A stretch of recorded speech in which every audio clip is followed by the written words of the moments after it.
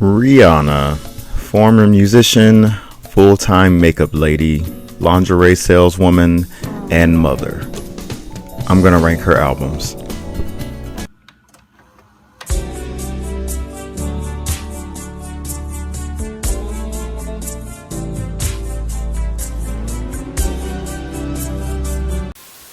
I'll be brutally honest, I have never really paid much attention to her first two albums, Music of the Sun and A Girl Like Me. I don't think they're in any way, shape, or form bad albums, but I'm lumping them together at the bottom because these two albums were really before Rihanna found her own lane and her identity, in my opinion. And even Rihanna herself isn't too terribly fond of these albums, considering she doesn't really even perform the songs anymore, like in full at least. I can't remember the last time she performed like SOS or Ponder Replay or something like that. And if you're familiar with, like, for example, Janet Jackson's discography, the same kind of applies to her. Her first two albums are relatively forgotten because her third album, Control, is really what boosted her and, kind of gave her that platform and kind of set the tone of her career. It was really on her own terms. But the same applies to Rihanna's first two albums. All of that said, I used this opportunity to go back and visit Rihanna's first two records, and they're very fun. They're very, bubbly, very lighthearted. Obviously, songs like Ponder Replay, SOS, It Was Lovin' That You Want, Unfaithful, and other singles, those are some of my favorites. But I'm glad that Rihanna eventually moved away from such a purely island and dance hall sound, because as an artist, she's so versatile. I just don't think she should be bound to one style. It was very clear from the way that she was marketed during these early eras that she was intended to be one of those mini Beyonce clones that I like to call them, that were popping up during the mid 2000s. I don't know if that's controversial to say, and I don't say that to discredit any of those girls, but it just seemed like there was a very clear formula that they wanted black pop and R&B girls to follow during the mid 2000s, and a lot of it was in the same vein as what Beyonce did with Dangerously in Love, and then Ashanti and girls like that. And that's no disrespect to any of those girls. I love all of them, but there was just a very clear formula for R&B girls during the mid 2000s, and everyone was following it. But by the time Rihanna came around, that formula was getting very stale. If you wanted to stand out, more needed to be done, or you were bound to be forgotten. I've honestly always had mixed feelings about Talk That Talk until very recently. If you know me, you know how I feel about Loud. I absolutely adore that album, and so when it came to its follow-up, I was expecting to feel that same way about it, but maybe even more so. I remember We Found Love leaked sometime before its official release, and I immediately downloaded it, and I was mesmerized by its sound. It's such a hypnotic dance song. It's incredibly simple lyrically, but it evokes something that even to this day I can't really describe. I absolutely adore that song. But when Talk That Talk finally dropped and I snuck away from my family gathering during Thanksgiving of 2011 to listen to it, I was less than impressed, if I'm being honest. I couldn't really say what it was. The songs just weren't hitting for me like Loud did. I loved We Found Love and Where Have You Been, but honestly, those were the only songs that I truly enjoyed from the album. Also, the album artwork is honestly my least favorite out of all of hers. I would honestly call it the worst. I cannot stand this album cover. The deluxe edition is so much better. I don't want to say I was disappointed, but I guess I was when it first came out. But as the years went on and as I continued to revisit the album, I ultimately came to the conclusion that Talk That Talk just felt a bit uninspired and maybe even rushed. And if you know the backstory of the album, then it makes sense, considering Talk That Talk was meant to be a reissue of Loud, and with maybe 3 or 4 songs added to, the main Loud album. And after an era as big as Loud, that makes sense. Like, why would you not want to capitalize on that with a re-release? But for some reason, Rihanna and her team decided to create an entirely new album, and given that it was recorded while touring and promoting Loud, it can somewhat be inferred that they threw together a few more songs in order to beef up the project and make it a proper album. It's obvious in a lot of songs on the album, honestly. Talk That Talk is not a bad album. I'm not saying that. I just think it houses some of Rihanna's most uninspired work since her first 2 albums. It's grown on me in the years since then. Cockiness, Birthday Cake, the title track, Drunk on Love, and Watch and Learn are all some of my favorites from the album. Watch and Learn specifically should have been a single. Red Lipstick from the deluxe edition is another one of my favorites as well. Overall, We Found Love and Where Have You Been, along with the other singles, really do the heavy lifting to keep this album afloat. But when you take those away, a lot of Talk That Talk is just unforgettable filler. Good Girl Gone Bad was Rihanna breaking that aforementioned formula that I talked about regarding her first 2 albums and making herself stand out amongst her peers. I really consider this one to be her true debut album, as it really felt like a soft reboot to her career. Looking back at her early career, she could have easily been another forgotten R&B girl, but luckily, Good Girl Gone Bad really thrust her into the spotlight. I remember watching the Umbrella video premiere on BET in 2006 and being in disbelief that this was the same innocent-looking girl from the Pond to Replay video. That black asymmetrical bob was so iconic, bro. But it didn't end there. You know, she had Shut Up and Drive, she had Don't Stop the Music, Hate That I Love You, Disturbia, Take a Bow, Rehab. Like, she was churning out hits left and right this era. And in addition to the singles, you know, there's some amazing deep cuts on here too. Sell Me Candy, Breaking Dishes, and Question Existing are spectacular. I don't have that much to say about this one. I just love it. It's a very important album in her discography and in just mid-2000s pop. It's really the album that made me a Rihanna fan. People don't talk about Rated R enough for me. I'm sure it doesn't have as many hits as her other albums, but its atmosphere and angry tone is one that I love. The circumstances surrounding its creation are unfortunate, and I won't go into that. If you don't know, look it up. But you can probably infer what inspired this album. But that aside, I think this album was a necessary one in Rihanna's catalog. She was rightfully angry and, you know, wanting to express that in her music.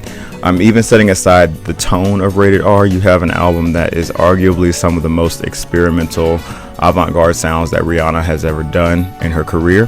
The opening interlude, Madhouse, is a perfect representation and introduction of what you're going to get on this album. Russian Roulette is without a doubt one of her most underrated singles, and I would call it forgotten, but it's so haunting, and it's no We Found Love, it's no Only Girl, but you know, I think it's still a very important song and probably one of her best in my opinion. Hard is another one that people don't talk about nearly enough.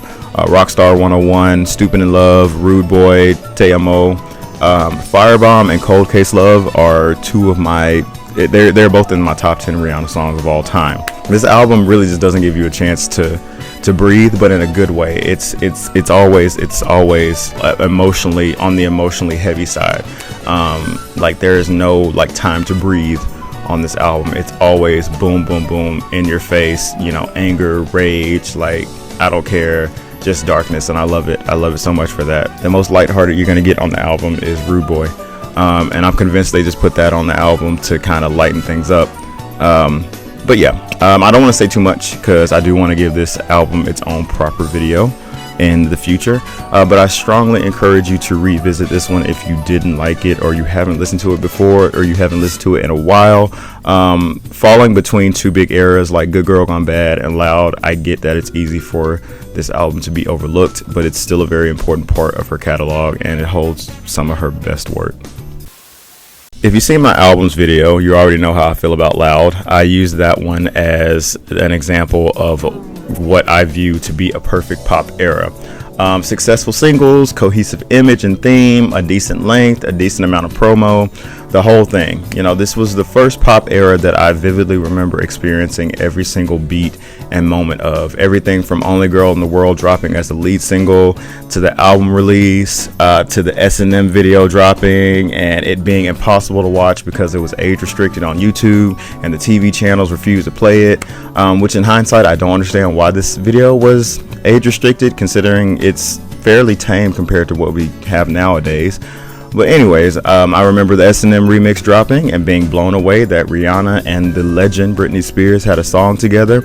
I remember getting the album for Christmas 2010 and being in utter shock that there was a Love the Way You Lie Part 2. Like, Love the Way You Lie was the biggest song of 2010, and here there was just a whole Part 2. She had an Eminem feature, she had a Drake feature, she had a Nicki feature. 3 of my favorite artists at the time all featured on one album, and that album was by one of my other favorite artists. You know, I was in heaven. This album does so much for me, and Rihanna's red hair is an iconic moment in pop culture history.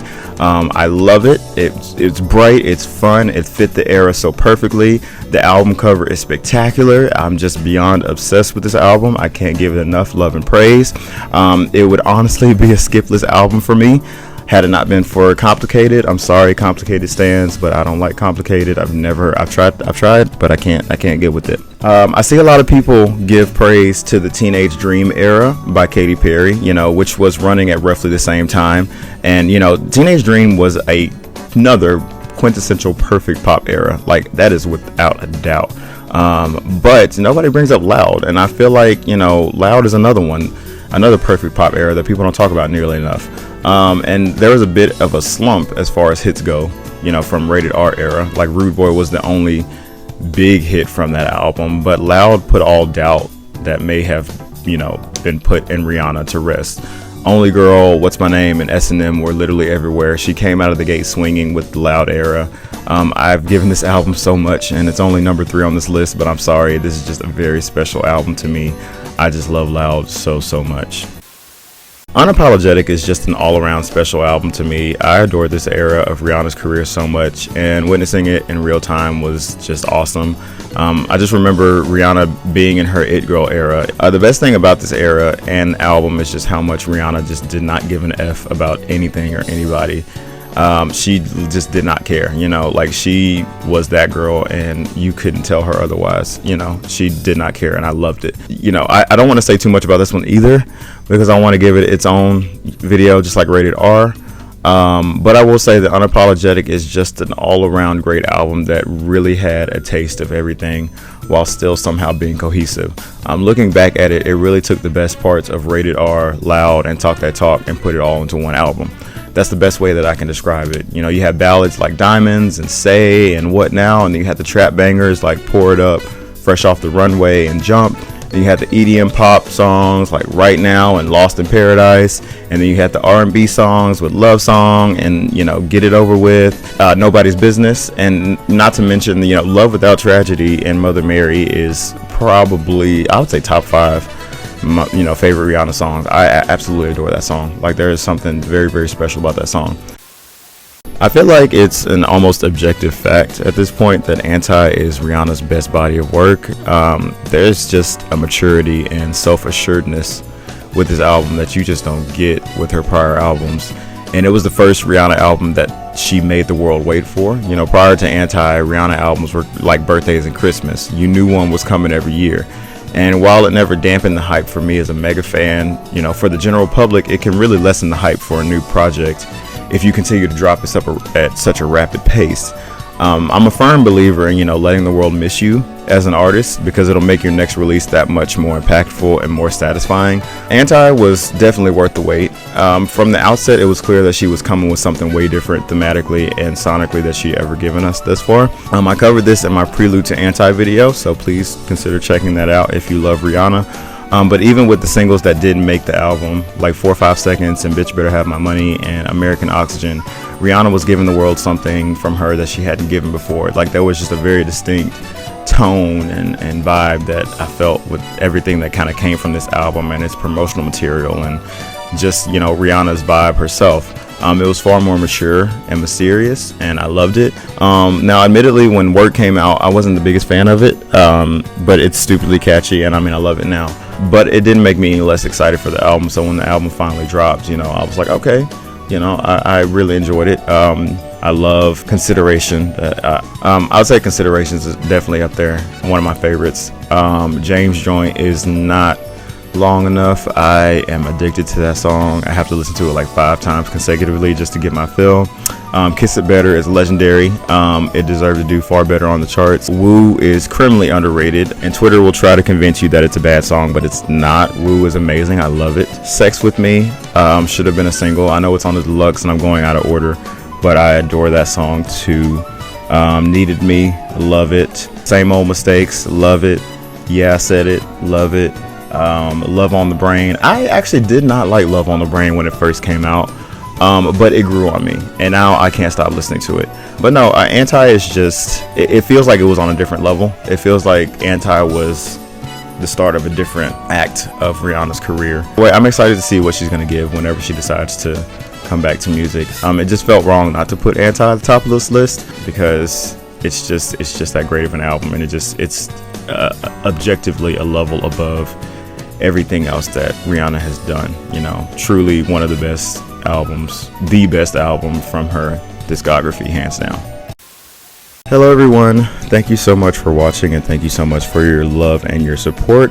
Did you enjoy? Did you agree with my picks? Did you disagree with my picks? Do you think my taste is horrible? Please let me know in the comments. And what are your rankings of Rihanna albums?